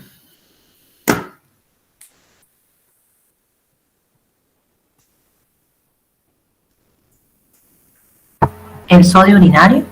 Perfecto, el sodio urinario es alto. O sea que pierde agua y sodio por orina. ¿Pero qué enfermedades de base tiene este paciente? La hipertensión arterial. Perfecto, ¿qué fármacos antihipertensivos conocen? Ah, los diuréticos. Perfecto, se fijan y en el bolsillo tiene un blister de hidrocloro de tiazida que lo toma en dosis supraterapéuticas y las consume hasta 3 veces al día, cuando la indicación es 1 o hasta 2 veces al día. Viene taquicárdico, viene oligúrico, ¿ya? Porque está más que seco. Y es una hiponatremia hipovolémica por pérdida renal. Los diuréticos. Excelente. Recuerden que las tiazidas son la causa más frecuente de hiponatremia hiposmolar hipovolémica en pacientes ambulatorios. ¿Pero por qué el paciente tomaría además? O por, no sé, porque no explicaron cómo tomarlo. O porque se Exactamente, culpa del médico. Habíamos dicho que también las hiponatremias, la mayoría son iatrogénicas. La iatrogenia involucra la mala comunicación con el paciente o la falta de empatía y de capacidad para transmitir mensajes claros hacia los pacientes. O sea que si fuéramos buenos médicos evitaríamos un montón de cosas a los pacientes. Básicamente. Y si fuésemos buenas personas, mejor todavía. Pero imagínate si es difícil encontrar un buen médico, imagínate uno que sea buena persona. Un montón. Es imposible. Nos quedamos simplemente buscando al buen médico. Bueno, ¿qué más? Ah, no, perdón, yo tenía que seguir. Paciente de 70 años con APP de tabaquismo severo que ingresa por fiebre, tos y dolor torácico. Presenta sodio plasmático de 131 milivalentes. Bueno, ¿qué piensan que tiene? Una hiponatremia por causa... Demos el diagnóstico inicial. O sea, es un paciente tabaquista que tiene fiebre, tos y dolor torácico. ¿Qué sospecha clínica tienen? Neumonía. Bueno, una neumonía. Puede ser una neumonía en un paciente predispuesto o un paciente que tenga EPOC. Sobre todo por la edad y demás, y porque ha desarrollado fiebre, tos y dolor torácico de tipo pleurítico. Es bastante común de una neumonía. Tiene sodio plasmático de 131. Priscila, dilo tuyo. 262, está hiponatrémico. No, tenés que decir ¿Qué? La glucemia. No, pero ya me dijiste que no lo pregunte. Ahora ya está. Ah, claro, ya te ofendiste. Está bien. Bien, 262, excelente, tiene hiponatremia. Causas.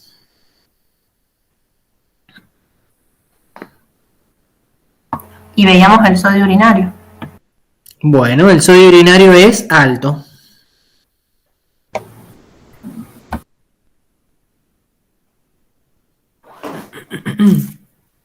¿Pero qué te falta preguntar? ¿Cómo está la volemia? Excelente. Es un paciente euvolémico. Está taquicárdico, pero porque está febril. Está normotenso y tiene sus mucosas húmedas.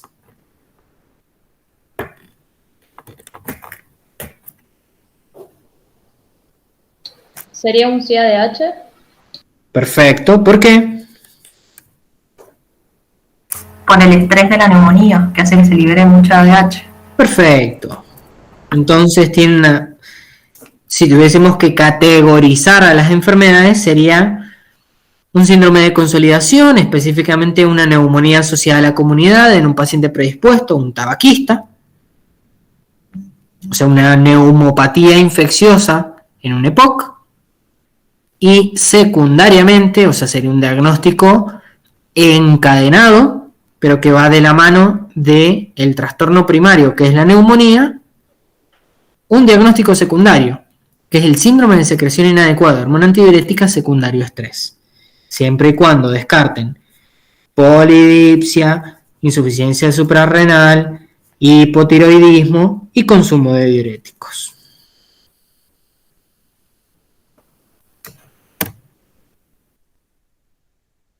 Ahora sí, Priscila, léelo vos, porque es tu paciente. Paciente de 21 años sin APP que ingresa por polidipsia, poliuria, polifagia, pérdida de peso, con no sé qué era eso, 600 miligramos por decilitro. O sea, una glucemia capilar. Bien.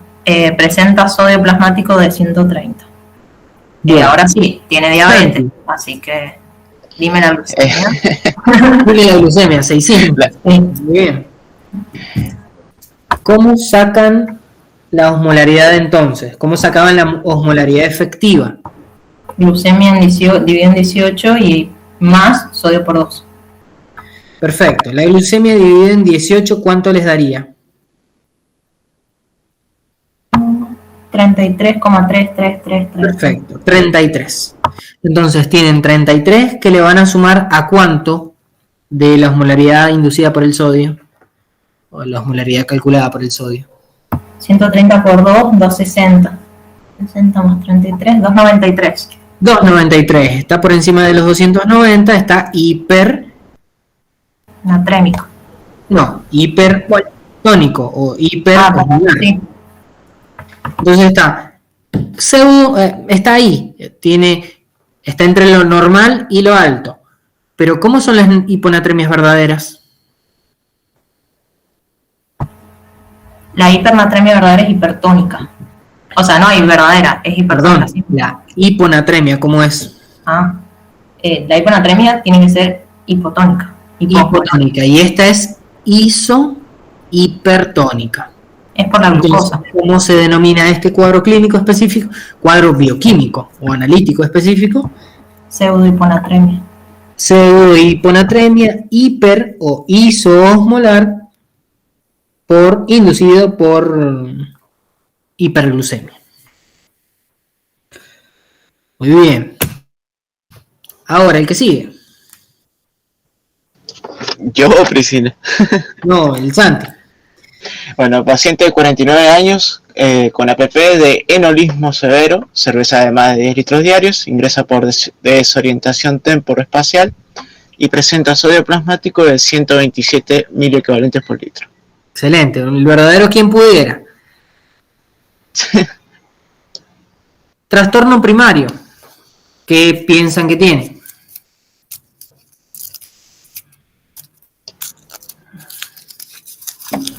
Una intoxicación por alcohol. No, hoy no tomó.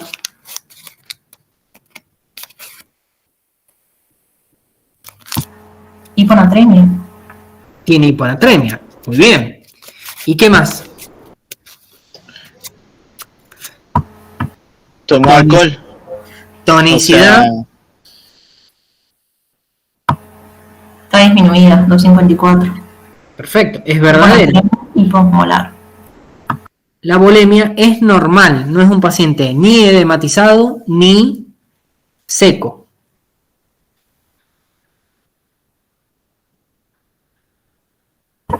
¿Puede tener que ver algo del alcohol con la secreción de ADH? O sea, como que no específicamente en este paciente. Justamente antes de hacer el diagnóstico de síndrome de secreción inadecuada de hormona antidiurética, tienen que entender el trastorno primario de la polidipsia. Es como el paciente, el primer paciente que fue una polidipsia secundaria, no porque él quisiera, sino porque no tenía otra forma de alimentarse o de tomar agua. Este sí tiene potomanía. Toma agua hasta por las dudas. Toma cerveza. Entonces es bastante difícil de determinar en el contexto de una urgencia si el paciente tiene alteración del estado de la conciencia por intoxicación alcohólica o por un trastorno hidroelectrolítico primario que genera lesión en sistema nervioso central. Pero si tuviesen que clasificar a las hiponatremias, ¿qué tipo de hiponatremia tiene él según el tiempo de evolución? ¿Crónica? Crónica, perfecto, no conocemos una natremia anterior a esta. ¿Y qué más? Tengo una pregunta, aparte no podría ser, o sea, el trastorno hidroelectrolítico por un fallo renal que tenga el paciente antes y no lo conocemos. ¿Por qué un fallo renal? Y porque si es alcohólico probablemente tenga otras patologías. No tiene nada. Chupa que da calambre, pero no tiene más nada. Una cirrosis, por ejemplo. Eso bajaría el gasto cardíaco. Bueno, pero por eso les digo, no tiene más nada este paciente. Entonces hiponatremia euvolémica. Bien, hiponatremia euvolémica. ¿Qué etiología conocen de las euvolémicas? Polidipsia, el síndrome de insuficiencia de ADH. Síndrome de secreción inadecuada de hormona antidiurética, hipotiroidismo, insuficiencia suprarrenal y las polidipsias. Este paciente es enolista porque tiene plata, pero podría ser simplemente potomaníaco y tener un trastorno cerebral primario que hace que tome agua.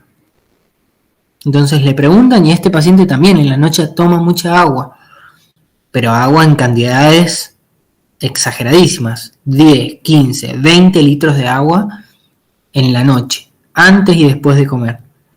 Entonces tiene un trastorno primario que va a determinar la dilución, pero no necesariamente, si tiene un ritmo diurético conservado, que se edematice ni que se seque. Entonces tengan presente a las polidipsias porque son trastornos psiquiátricos raros, pero bastante peligrosos. Y hay algo que está muy bueno, que por suerte lo han dicho, es que no tienen que sesgarse en que el paciente simplemente está borracho, porque objetivaron un trastorno hidroelectrolítico que si lo clasifican es crónico, pero es moderadamente sintomático. Entonces le tienen que dar gravedad a las hiponatremias que tienen compromiso del sistema nervioso central. Ese ya lo vimos. El último. Paciente de 66 años con antecedentes patológicos presentes de... esos son los de los... no me acuerdo de los términos. Hepatopatía crónica por alcohol, que ingresa por un síndrome ascítico edematoso con sospecha de peritonitis bacteriana espontánea, encefalopático, grado 2-3, con un sodio plasmático de 116. Y en eso igualmente hay que confirmarlo, pero es fácil, sería hiponatremia hipervolémica por la cirrosis. Hiponatremia hiposmolar hipervolémica, muy bien. ¿Qué más?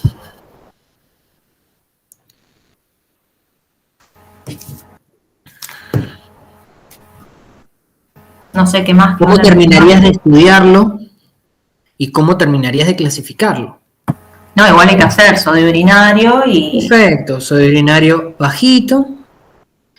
¿Qué pasa si te digo que este paciente tiene sodio urinario de 60?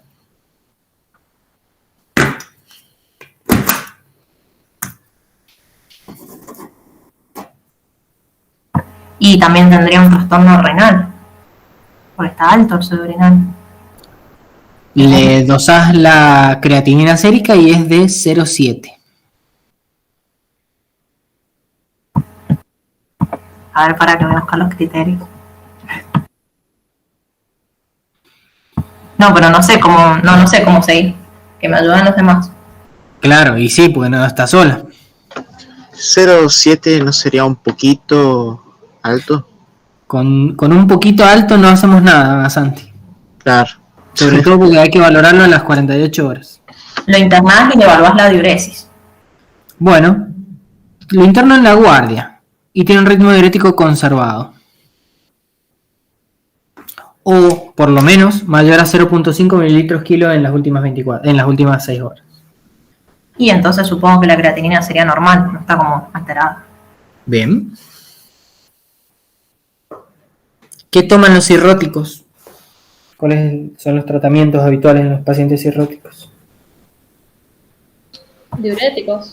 Diuréticos, perfecto. Entonces, los pacientes cirróticos pueden tener el sodio urinario alto, no por inhibición del sistema renina-angiotensina-aldosterona, sino que es parte de sus tratamientos, siempre son los diuréticos.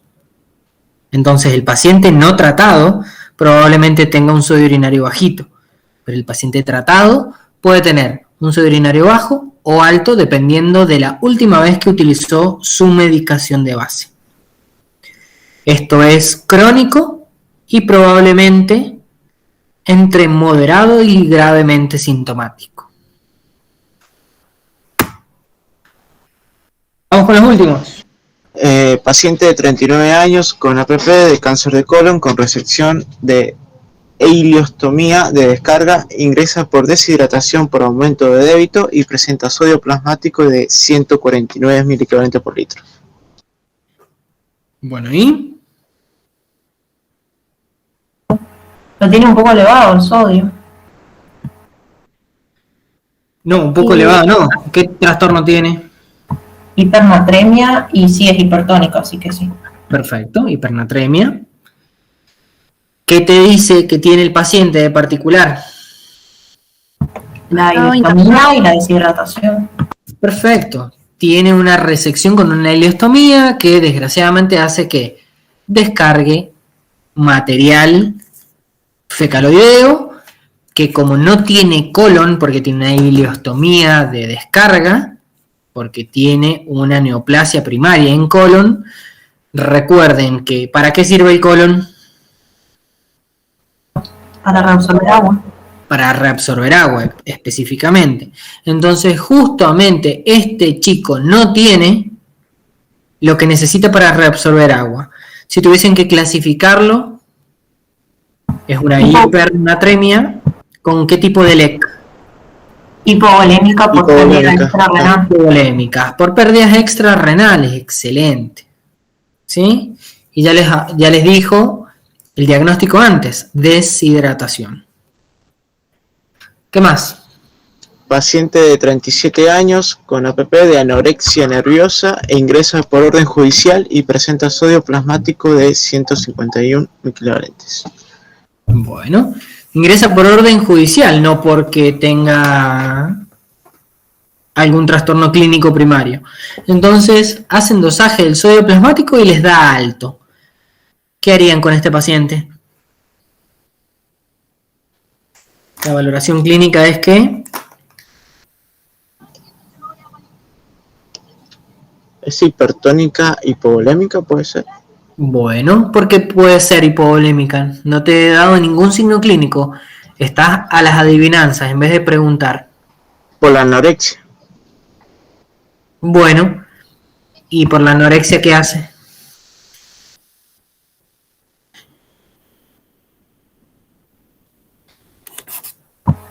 Hay que evaluar la oliguria, ¿puede ser?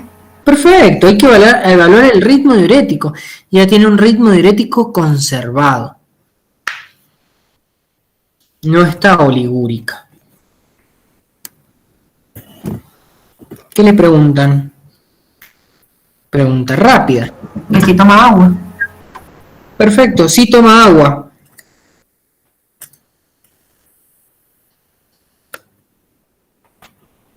¿Qué más quieren saber?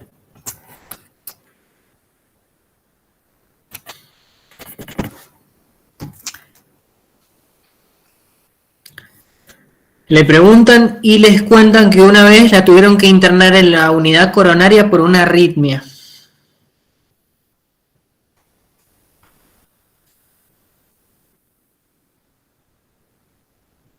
No sé, ya estoy perdida. ¿Vómitos? Perfecto, le preguntás si vomita. No, no vomita, nunca ha vomitado.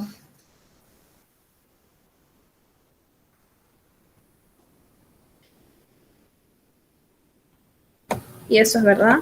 Esa, Sí, si quieren le ponen una cámara en la habitación y sí, no vomita. No le gusta vomitar porque, a ver, a nivel clínico, tiene los dientes hermosos. Y sí, la verdad que si tuviesen que valorar clínicamente a un paciente que tiene sospecha de vómitos, los pacientes con vómitos persistentes y sobre todo inducidos tienen alteración del esmalte dental por el ácido. Esta paciente tiene los dientes 10 puntos. Habría que evaluar si ¿cuál es tiene la causa de su arritmia? La causa de su arritmia fue una hipercalemia la última vez. Habría que evaluar si no tiene, o sea, no sé, si ha ingerido alguna solución hipertónica, ¿puede ser? Vamos, y por ahí, ¿con qué hacen purgas los anoréxicos? No necesariamente hacen purgas vomitando. ¿Tenemos? Perfecto. Hay pacientes que hacen purgas con estimulantes o procinéticos y se generan diarreas. O sea, toman laxantes. Pero este paciente tiene el ritmo diurético conservado, no está oligúrico. Habíamos dicho que del 100% del peso del cuerpo, ¿cuánto era el agua corporal total? Un 60%. Un 60% y dependía del sexo y de la edad. El 55 hasta el 50 en las mujeres. Tiene la particularidad esta chica que estuvo internada una vez en una unidad coronaria por una arritmia inducida por fármacos, específicamente diuréticos. No sé si conocen o han escuchado alguna vez que los boxeadores, antes de pelear, que es cuando se tienen que hacer el pesaje en frente de jurados, tienen que tener pesos muy particulares o específicos para no cambiar de categoría.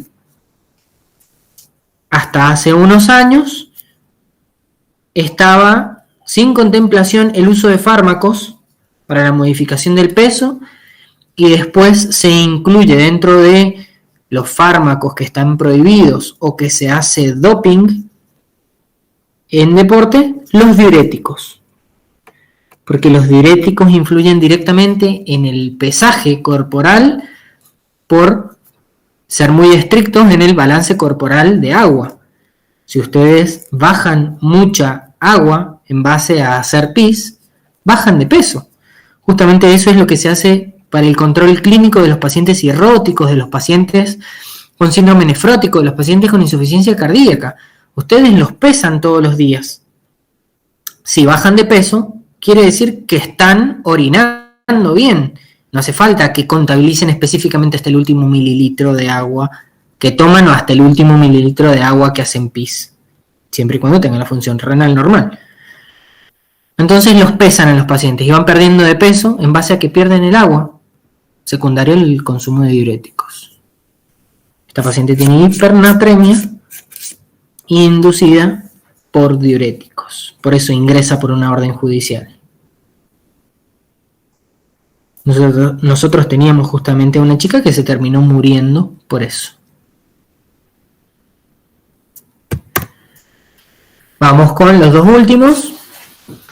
Paciente de 55 años con APP de tumor cerebral, ingresa por excitación psicomotriz y presenta sodio plasmático de 156 miliequivalentes. ¿Qué les parece? Hipernatremia. Muy bien. Causas probables de hipernatremia. ¿Qué me preguntarían? La volemia. Si toma agua, ¿no? Excelente. Euvolémico. Es un paciente autoválido. Diabetes insípida podría ser, ¿Por qué? porque es la causa que tengo como normovolémica. No, por el mismo tumor también. Y es que sí, ustedes no tienen que estudiarse de memoria, tienen que razonar. El paciente tiene una lesión tumoral cerebral que compromete la neurohipófisis. Chao. ¿Qué tipo de diabetes insípida puede ser? Central. Central, bastante cortito. Pero no es porque lo leí, porque les dije. No, tiene que salir de su cabeza el razonamiento clínico. Si usan los machetes, probablemente nunca usen su cerebro. Entonces, fíjense hasta dónde es necesario que lean lo que acaban de aprender. Utilicen un poquito de su razonamiento. El último. Paciente de 74 años con APP de ACV isquémico, secuelado y presenta sodio plasmático de 161 miliequivalentes por litro. ¿Qué me preguntarían? El volumen. Bien, es un paciente hipovolémico.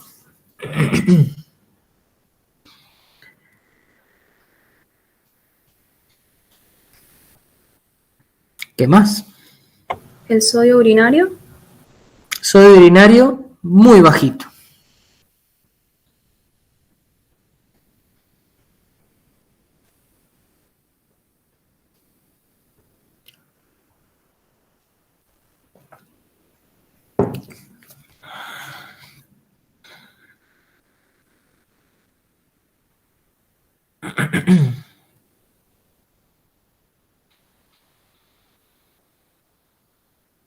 ¿Y?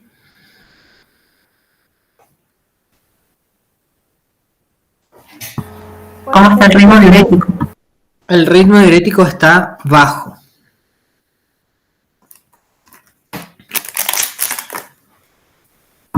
¿Y si toma agua? Bueno, Perfecto. Lo trajo un sobrino, no tiene hijos y es bastante reciente el ACV. Lo cuida ese sobrino que es pseudo malandra y que vive con él ahora, no para cuidarlo, sino para cobrar la jubilación del viejito. Cuando le preguntan al sobrino, no lo cuida, o en realidad no es que no lo cuide, sino que no se ocupa mucho de las necesidades del hombre porque dice que no lo entiende. está Entonces, deshidratado por abandono. No toma agua. hipodipsia secundaria de abandono. Todos estos casos son la mismísima vida real. ¿Dudas?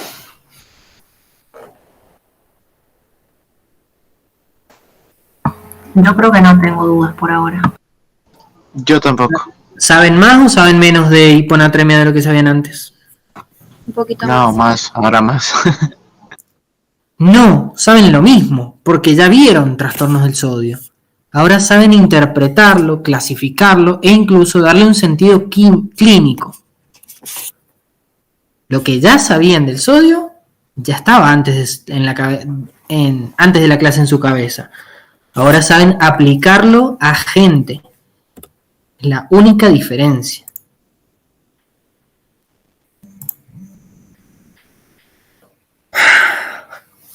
¿Quieren que mañana veamos potasio, que es igual o más largo? ¿O qué prefieren? Por mí ¿Qué sí, no- mañana. ¿Qué nos queda? Por mí también. Mañana tenemos una clase que no sé si es con vos o con la doctora Mataix de enfermedad renal crónica. No sé a qué hora es. Mañana les da la ROMI de enfermedad renal crónica. Sí, mañana con la doctora Mataix. Bueno, podría ser una opción que... ¿A qué hora les ha dicho la ROMI? Es presencial en la tarde. A las partir de las 17:30. Bien. Bueno.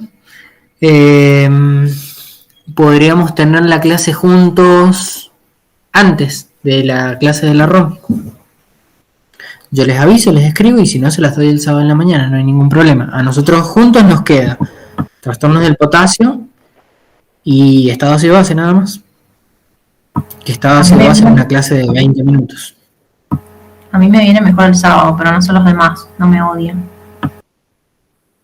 Ya te odian, Priscila. O sea, antes de lo de la clase. Sí, ya lo sé, es inevitable. Pero creo que las chicas trabajan el sábado. ¿Quién trabaja el sábado? Todos trabajamos el sábado. Sí.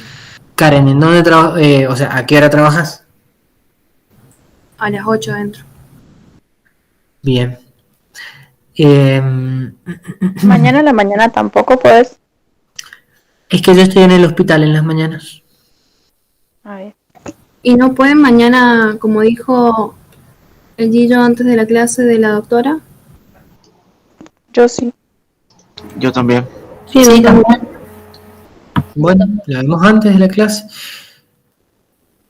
La encargada de escribirme es todos, porque son todos responsables de lo que hacen. Así que quien pueda, me escribe mañana en la mañana. Así coordinamos cerca de la siesta en el momento en el que les doy la clase. Buenísimo, gracias. Buenísimo.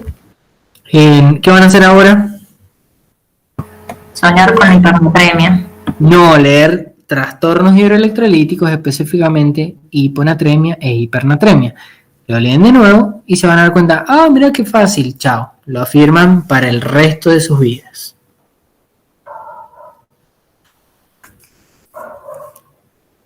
Bueno, gracias. Bueno. Gracias, chao. Adiós, Gracias. que les vaya chao.